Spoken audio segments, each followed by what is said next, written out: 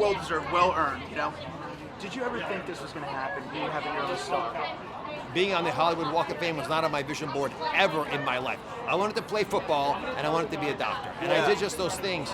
But, you know, life happens to while you're busy making plans. And my wife thought that folks ought to have more information than they find out on their way to the operating room. So we started the Dr. Oz show, and 13 years later, 100 countries, 13 million people on social media, I get an award that I never aimed for, but it's incredibly gratifying because it means people in this business respect what you're able to accomplish. And I tell you, it only happens because you fight for it every single day. You fight for your people, you build the best teams and trust them, and you go after folks who are getting in the way, people who maybe aren't making America healthy. Is this thing like every time you come to LA now, you're going to come check on the star, clean it, you know, polish it just to make sure it's all in good shape? Or what? I've hired a full-time staff to polish the star, to make sure that it's not vandalized. We actually put it outside of a ice cream shop, which I thought was appropriate since I wouldn't talk about ice cream that much on a health show, but I do love ice cream.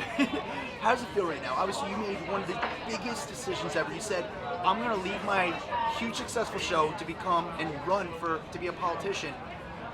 Talk to me about that mindset. You're like, man, I'm going to go for something. Like, that's a huge jump.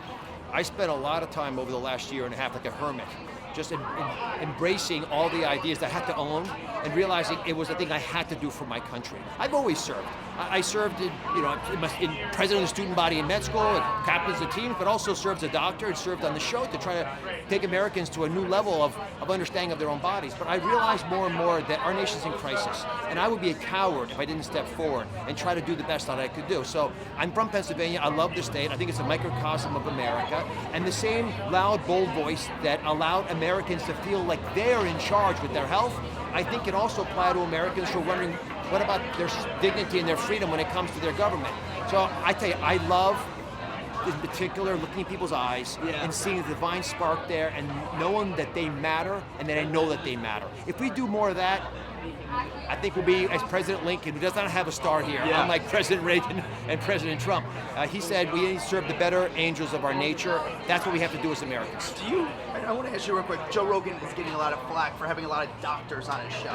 Like you said in your speech today, you know, we like to hear different perspectives. Now, what are your thoughts on him getting flack for a little bit of having a lot of doctors who have mixed opinions on some of the stuff that's going on in the world today? I'm aggressively supporting Joe Rogan with respect to the doctors he's had on. Why wouldn't you want to have world-class physicians, even if their opinions don't jive with Dr. Fauci, allow those arguments to be heard? Why can't America hear? Are they that scary that I would challenge, you know, how valuable mask mandates are, because they're really not all that useful in many settings, especially when they're used the way kids use them now, for example. I'm strongly in favor of vaccination, but I also recognize that there are opinions about boosting kids especially that ought to be heard.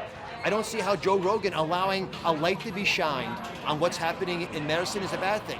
Quite the opposite. In surgery, the first thing you do when you go to the operating room, the first thing is make sure the lights are focused on what you're doing. And that's what we have to do in media. Joe Rogan was doing that.